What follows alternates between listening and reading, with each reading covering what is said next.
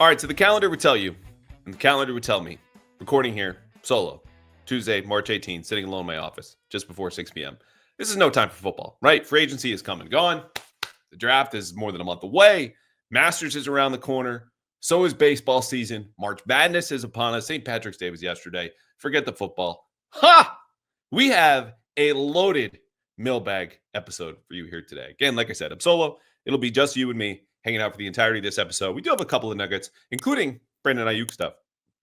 So a lot to get to, as much as you might not see a whole lot in late March. Before we go any further, though, I want to tell you this being our second episode this week, a little bit earlier than normal, because we recorded with the great Dan Pizzuta last week, held on to it for Monday. A lot of quick hitters, used his national perspective. Again, follow Dan Pizzuta, Pizzuta. Awesome analyst and writer covering the league at large. You get smarter. I do just by following him, Dan Pizzuta. Find him, listen to that episode. This might be our last episode for the next 6-7 days. So if there is a lull, that is why. There's a small chance we do a third episode later this week. Big thumbs up. But that will mean only one next week when it really slows down and we watch golf and baseball and everything else instead. So just a heads up there. Number two, we're actually going to lean into the basketball a little bit here today, because if you are filling out a March Madness bracket, give me 2 minutes on this. I want you to come join my pool. It is a pool with Doug. It is a pool with Greg Bedard. Plenty of other folks where it's a 50-50 fundraiser. Half the money for this pool goes to the Leukemia and Lymphoma Society, and then the others who are inevitably going to beat me, despite the fact I went to UConn, grew up there in the, as we love to say, basketball capital of the world. But the point is, if you want to join our pool where half of the money goes to charity, email me, acallahan@bostonherald.com, or DM me on Twitter. Again, acallahan@bostonherald.com. I will send you the link to our ESPN pool. It's private, and my personal Venmo. We are collecting all the money to make a big donation and cross-reference all the donors so we can thank them individually. It's $25. You play with me, you play with Doug, you play with Greg Bedard, plenty of others in the ESPN March Madness pool. The deadline is Thursday at noon. If you want in, email me. I'll give you the link, the Venmo, and we'll get you locked in and playing with the rest of us. Thank you. Number three, Patriots signed a new player today, Garrett Bradbury. He's a center from the Vikings, 6-year veteran. Started all 6 years after they took him in the first round of the 2019 draft. Fine. If we just skip to the end of the story, like, okay, Patriots needed a center. He was released recently by the Vikings, who signed Ryan Kelly over from the Colts to replace Garrett, who was the 33rd best center in football last year, if you listen to Pro Football Focus. I think he's a little bit better than that. This is a smart guy. It's a mobile guy. He's 6'3", 303, career above average run blocker, but also a career below average pass protector. The thing is, when you were staring at Ben Brown and Jake Andrews and maybe Cole Strange, you are still very much better off with Garrett Bradbury. So we got a 2-year, $12 million deal, only 3.8 though, guaranteed, which tells you everything about his play and where he slots in right now. Again, projects for the Patriots to start. The real impact of this signing is not that Garrett Bradbury is going to transform the Patriots offensive line. What he does, though, is kind of build the dam up a little bit. So now the Patriots, instead of just focusing on all of the pressure overwhelming their talent-depleted line, can just look to their left and try to focus on that area. I don't mind them throwing numbers at left guard. If you say, okay, Cole Strange, and you look at Layden Robinson, and maybe even Jake Andrews gets back into the mix. One of you, City So, go win that starting job. Fine. Every single team in the league has some question mark on its offensive line. Patriots obviously have been bigger. Historically, I get it. They need now to solve left tackle. And I think that will be with the draft, as I've been advocating since early January. Also sign someone in free agency. Still some options out there. It'll just take some sort of compromise. Either the Patriots coming closer with a guy like Cam Robinson, who reputed not to be a great character, competitive guy, or maybe someone like Tyron Smith, who's still out there, played well for the Jets last year, but like a lot of guys might be looking at New England going, why am I going to go there again? So anyway, Garrett Bradbury in, 2-year, $12 million deal. If he really bottoms out this summer, though, I'm sure they'll cut him because, again, $3.8 million guaranteed for a team with still $97 million in cap space, minus a couple of deals, is, I don't know, flipping a penny in a wishing well. Now, before we get to your mailbag questions, the last thing, I already teased this. Brandon Aiyuk, remember this date, April 1st, okay? Which is also just generally a good reminder that April Fool's is coming up, and not the best day to always be on the internet. But the point is, on April 1st, Brandon Aiyuk will be guaranteed an option bonus, which is basically a secondary delayed signing bonus of more than $22 million guaranteed.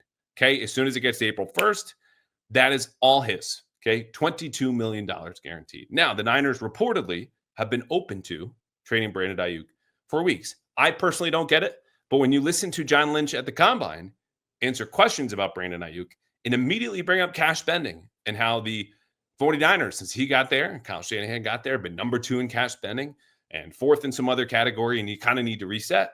Well, there you go. Ownership says we got to cut costs. We've been all in, all in, all in.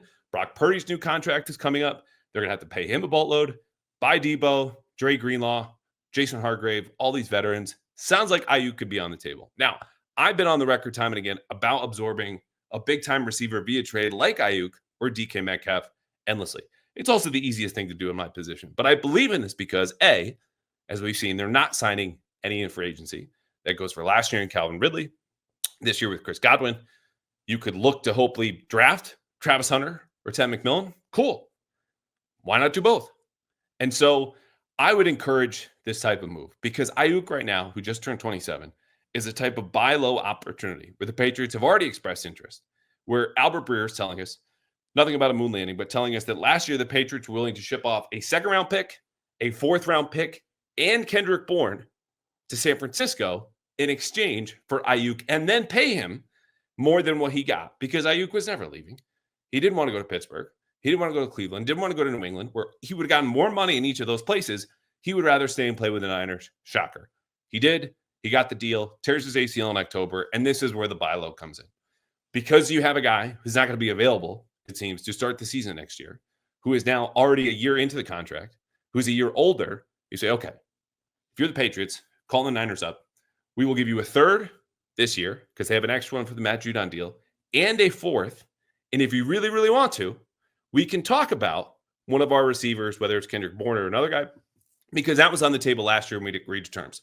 Things have changed, but you get Aiyuk cheaper than you would have wanted. And in this current contract, you can still cut bait after the 2026 season when his guarantees dry up and before he's 30 if you really want to. So to me, the risk is like, okay, Aiyuk goes to a place he didn't really want to be in the first place.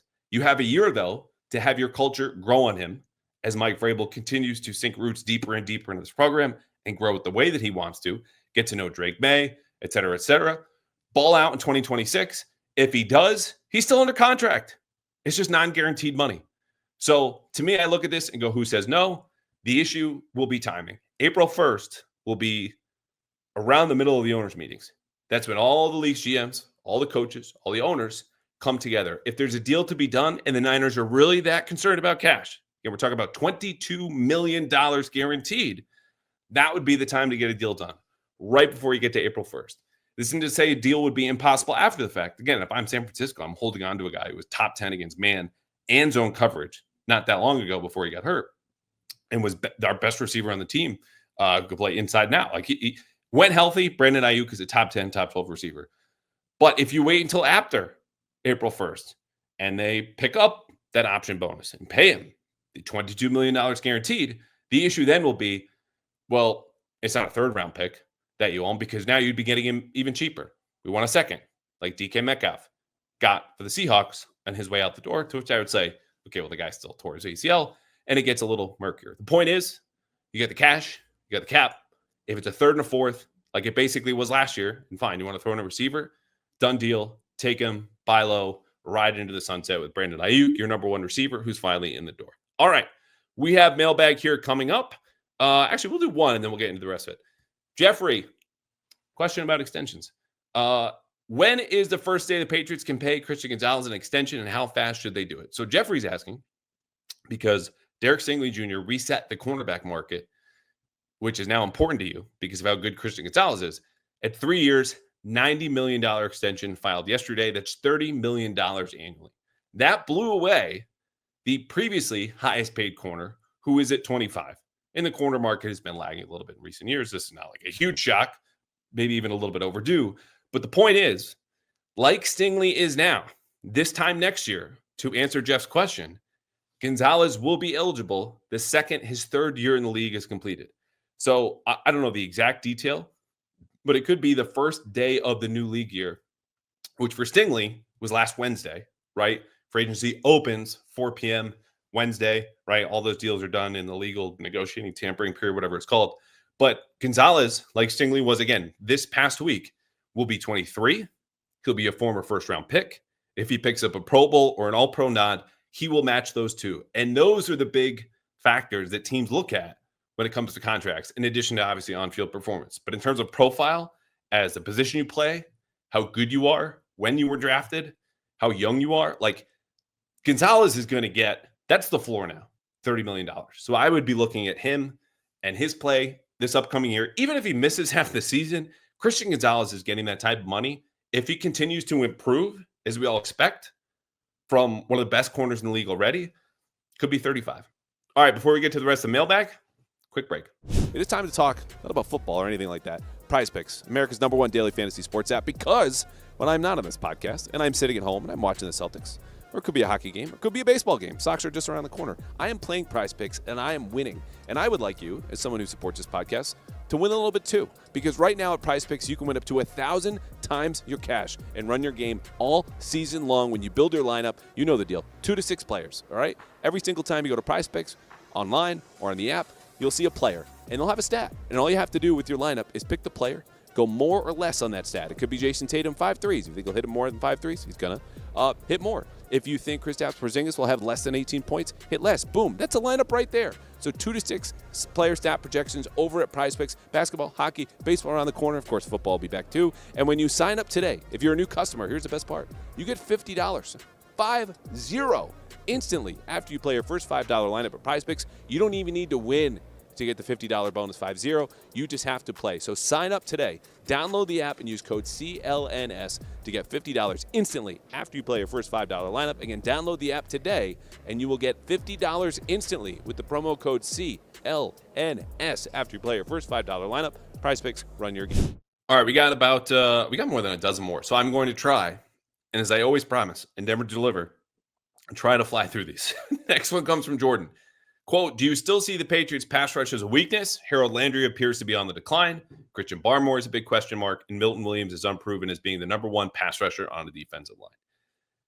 Yes, I do, Jordan, because this was really, really bad last year in terms of the pass rush. And let's not just, gloss over that Christian Barmore is the big variable here, where if he's fully healthy, there's a path for them to get average really quickly. If he's not, that path might be blocked permanently.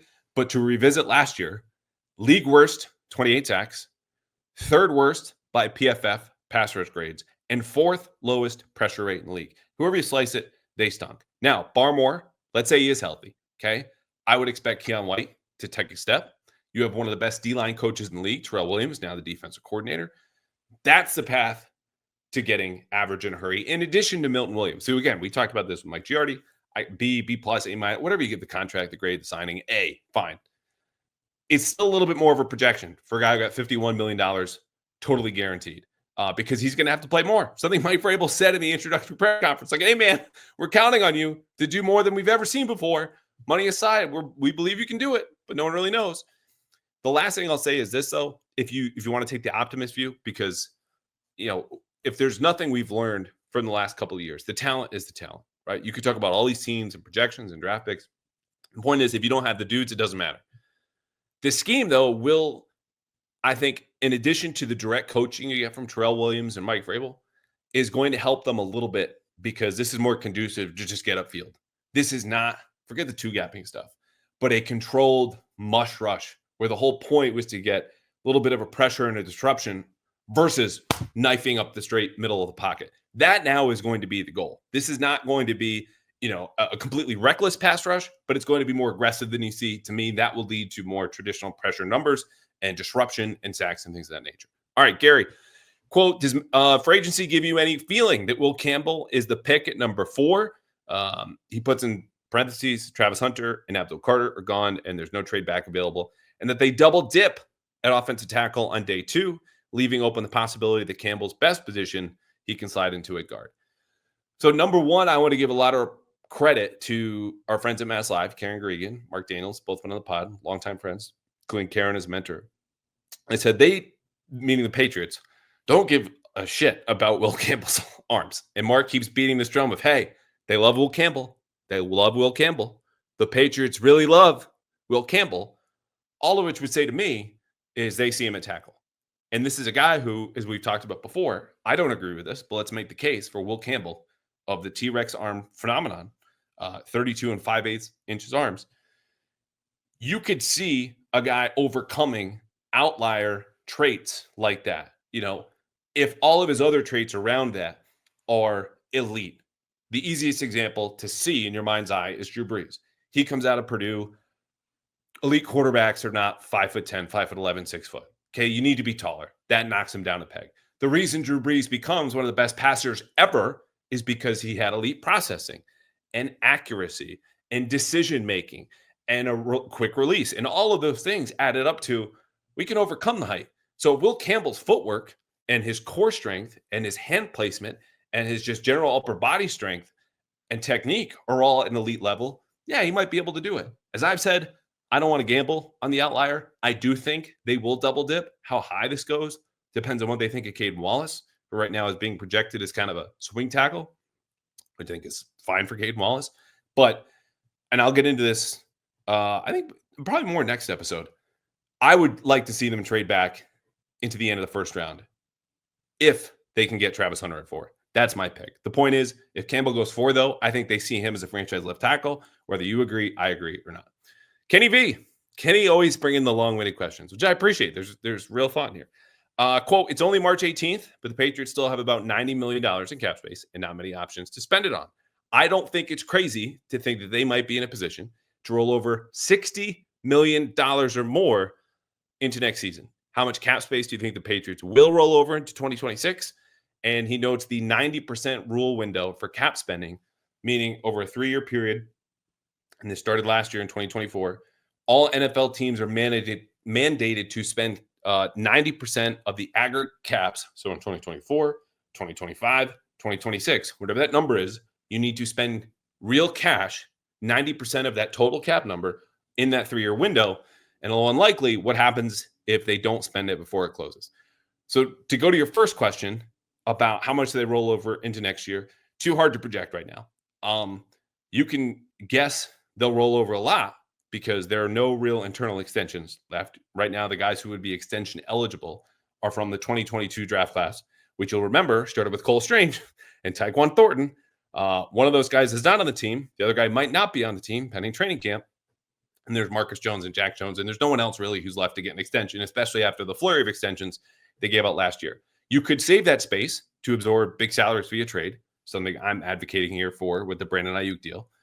But the reason you would roll it over is to start paying those 2023 guys, namely Christian Gonzalez, who we just hit on, could be $35 million a year or more. But the year one cap hit, even at that point, isn't going to be a big hit. Let's say they do sign Gonzalez to an extension. You certainly hope they do, because year one and any big contract, as we'll explain later, actually has a small cap hit. It's year 2 and 3 that you really need to have the space. So that's also partly the reason why they still have so much cap space. Milton Williams gets $104 million. His cap hit this year is just 14. Next year, that goes up to 29, and we'll get into that, like I said, a little bit later. Okay, so what happens if in these 3-year windows where every team needs to spend an amount of cash that equals 90% of the total salary caps thrown together? So let's say, simplicity's sake, last year's cap was $200 million. This year's cap is $250 million, and next year's cap is $300, right? So we're looking at $750 million worth of total cap in this 3-year window. The Patriots need to spend to 90% of that, which would be $675 million in cash. Let's say they get to the end of the 2026 calendar year. They've only spent $600 million instead of the $675.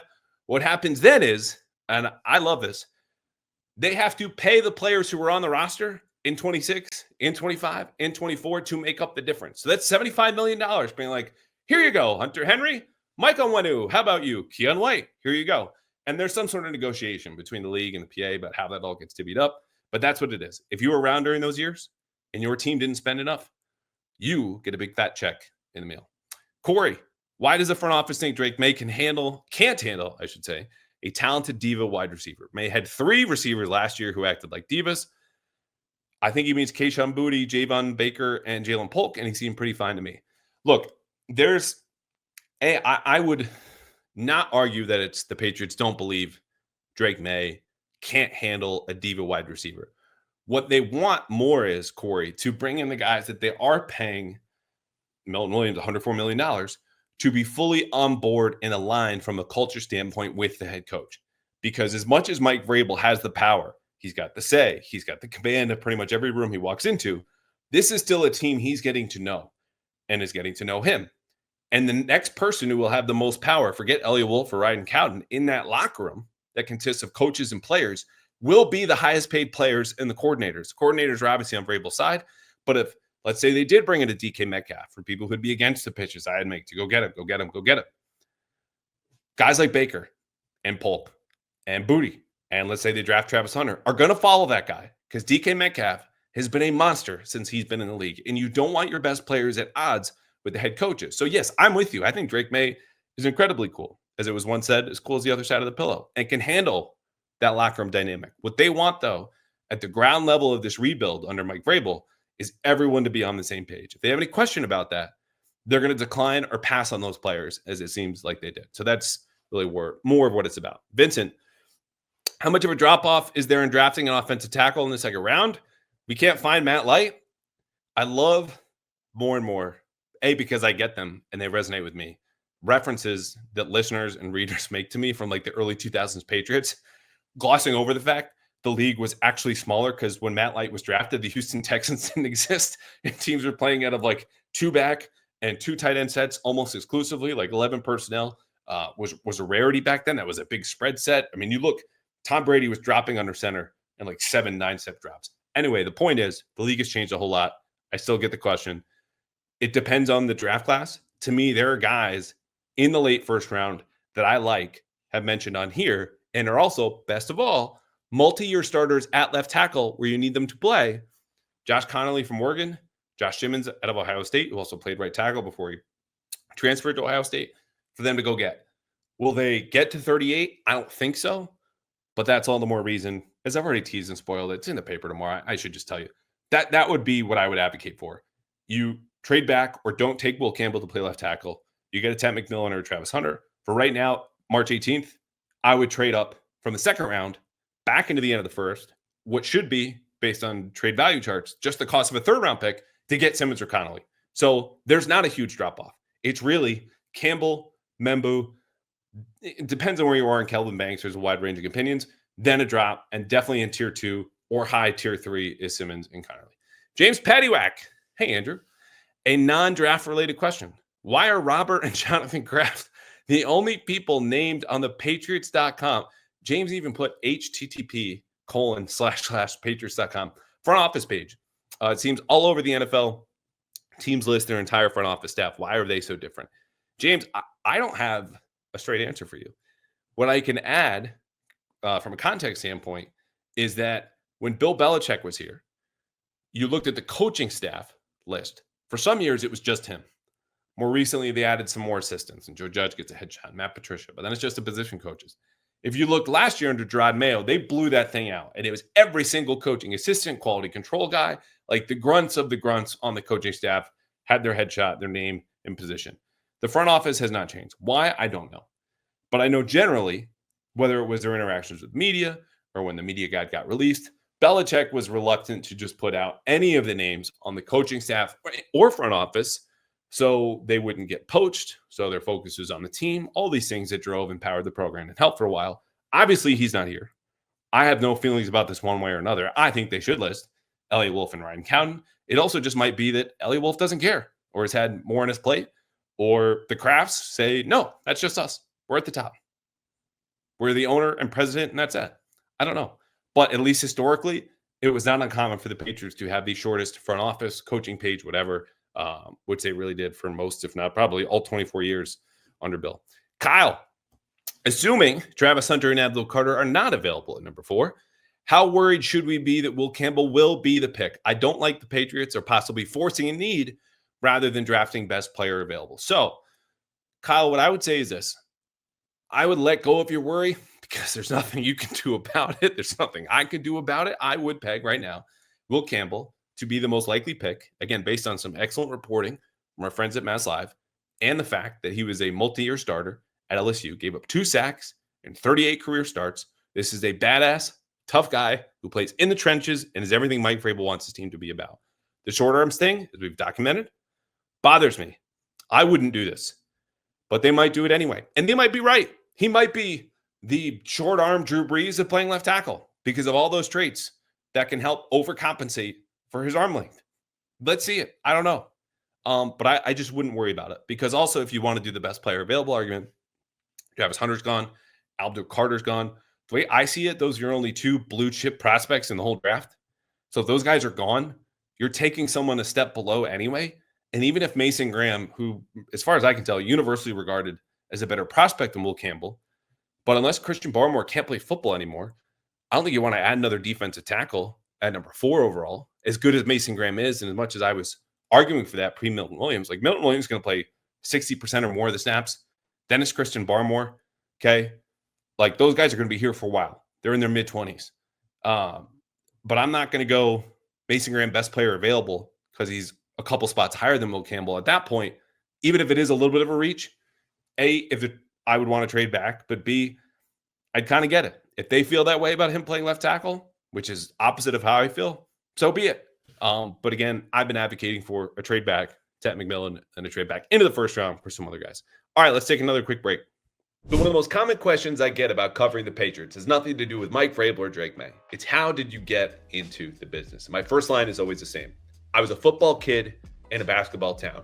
Grew up in Storrs, Connecticut, home of the UConn Huskies, went to high school there, went to college there. And as much as I still love football more than any other sport, we got a ways to wait for football. And in the meantime, you will find me at Celtics games. You will find me watching college basketball games. You will find me looking at playoff tickets for the lowest possible price guarantee so I can get back into the building and watch more hoops. And you should too. Thanks to our friends at Game Time, you get that same lowest price guarantee of any place on the secondary market. So much so that if you find a lower price to a game you want to go to, you come back to Game Time and they give you 110% of the credit, a feature you will not find anywhere else. Also at Game Time, the super deal.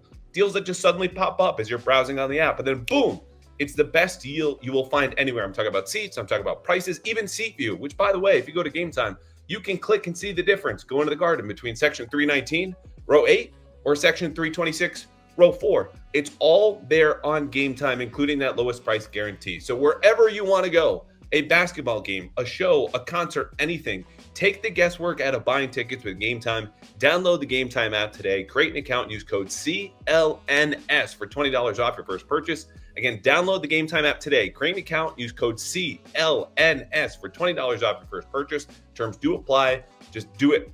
Download Game Time today because what time is it? Game time.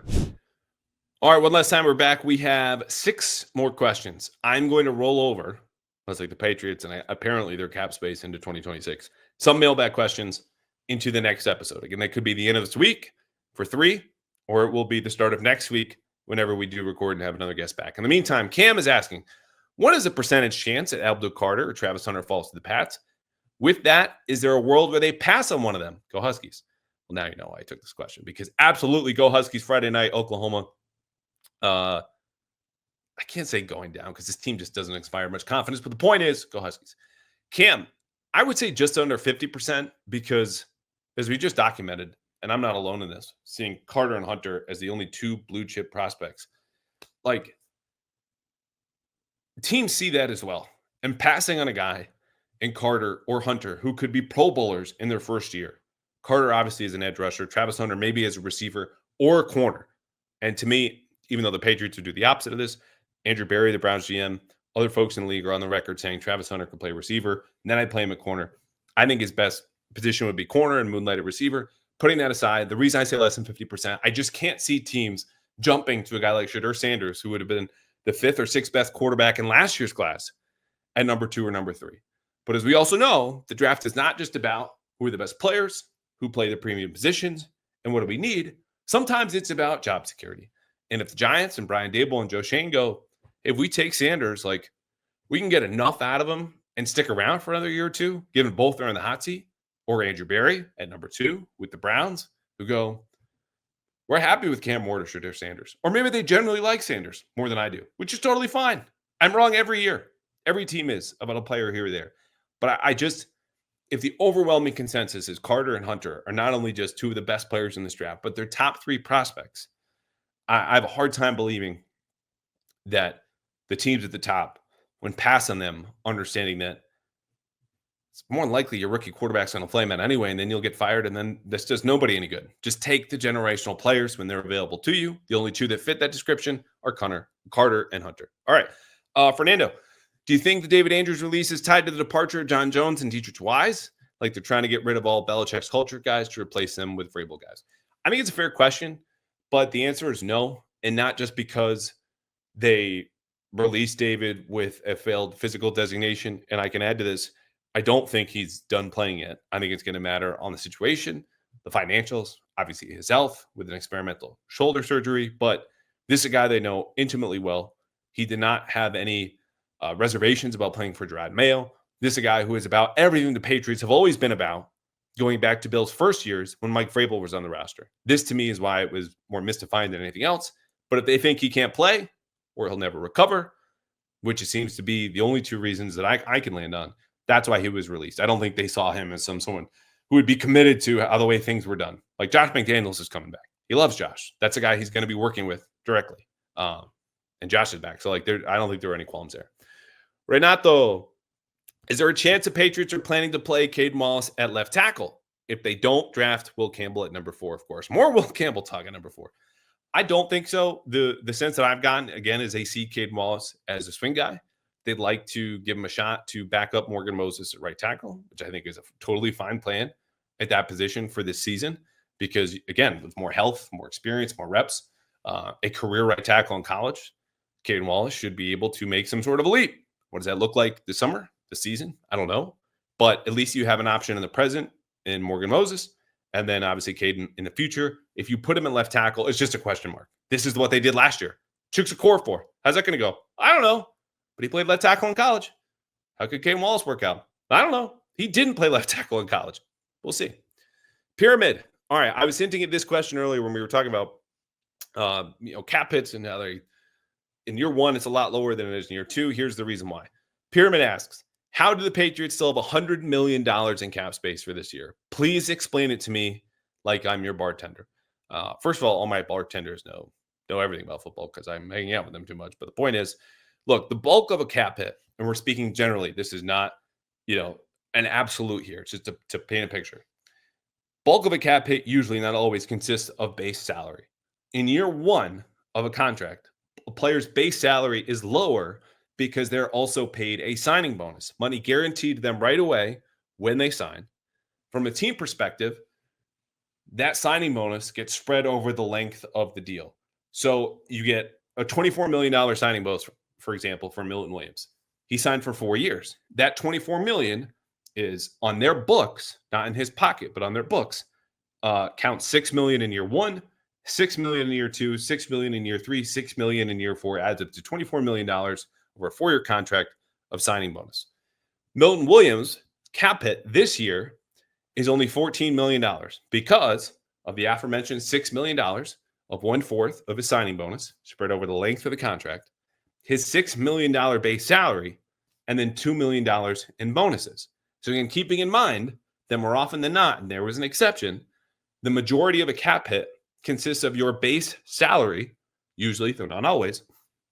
What does Milton Williams count against the cap in 2026? Well, because he's content, whereas in 2025, I have a lower base salary if I'm Milton, but you're giving me $24 million in signing bonus. That's a lot of money right up front. I don't need a big base salary. But in year 2, when I don't have that signing bonus anymore, I need a bigger base salary. Where here it comes. $21 million for Milton Williams in a base salary. That's a jump of 15. Again, $6 million in base salary in year 1 with a $6 million signing bonus, and then $2 million bonuses. $14 million was his cap hit in year 1.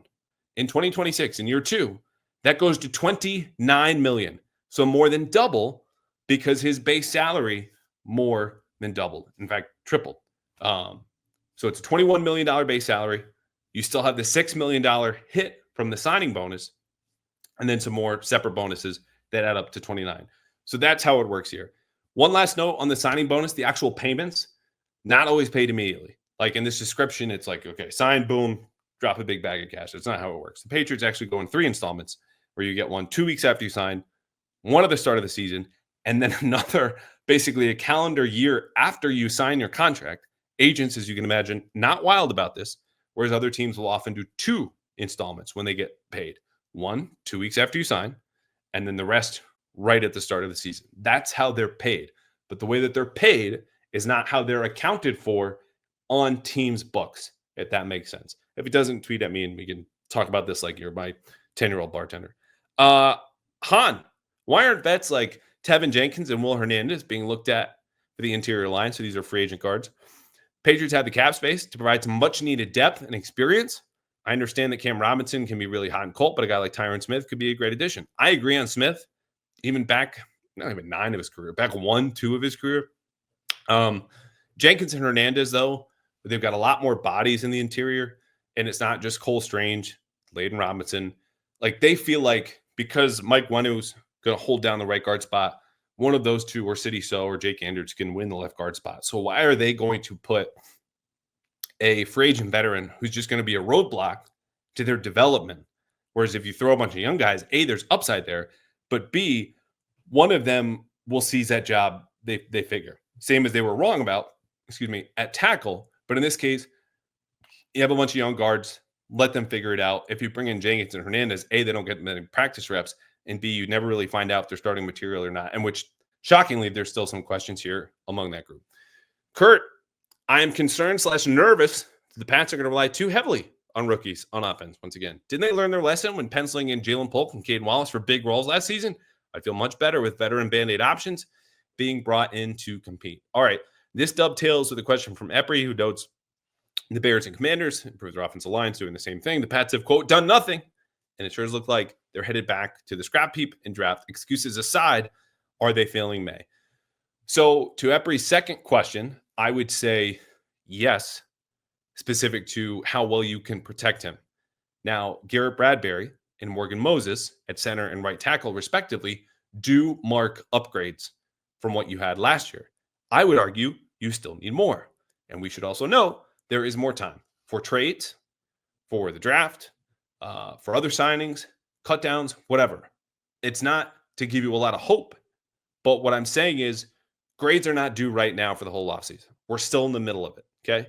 So just hold on there. As far as the rookies and Kurt's question, this is the only way you develop, right? The whole plan was draft and develop. This is not unique to the Patriots. It was frustrating last year. I don't think the front office was happy with how often that Polk and Wallace actually played when you talk to the coaches, but you got a coaching staff who suddenly realized too late in the season they were on the hot seat. They didn't play their best players. They were going to get fired. So that's not going to happen this year. I don't think they'll entirely rely on, pick a receiver, whomever they draft, and Will Campbell to save the whole offense. They're going to have better options. And some of those options, the guys you just mentioned, Jalen Polk and Caden Wallace, who I'm sure don't inspire any confidence, but I have to believe, and I know the Patriots do, they'll be better in year 2 with actual position coaches who've done this before, not Tyler Hughes and Scott Peters, and with an actual offensive coordinator who's been around and a head coach who knows how to punch above his weight. Because we said many times, Mike Vrabel had the 3rd highest winning percentage as an underdog when he was in Tennessee among all head coaches from 2018 to 2023. All right, that'll just about do it. I am losing steam. One final reminder. If you are submitting a bracket, if you're doing a March Madness pool, come hang out with us. Raise some money for cancer research. Again, half of the money in this 50-50 pool that we're doing over at ESPN is going to the Leukemia and Lymphoma Society. We raised hundreds and hundreds of dollars for them back during the season when some poor folks, great folks, bought tickets and we raffled them off and they won. But the point is, it's $25. If you want in on the pool to compete with me, Doug, Greg Bedard, and others, email me, acallahan@bostonherald.com, or DM me on Twitter. $25, 50-50, half the funds go to the winnings, half to LLS, and we'll have a lot more coming for LLS later this month, including the Mail Fan segment is coming back. That'll be a different process, but the point is, if you want to be on the show, stay tuned next week. We'll have details, raise more money for cancer research, and all that good stuff. Anyway, thank you for watching. Thank you for listening. I may or may not see you at the end of this week, but either way, please rate, review, and subscribe. Always appreciate positive stuff, but we take the criticism anyway. That'll do it. Hope you enjoyed the mailbag, and we'll see you soon.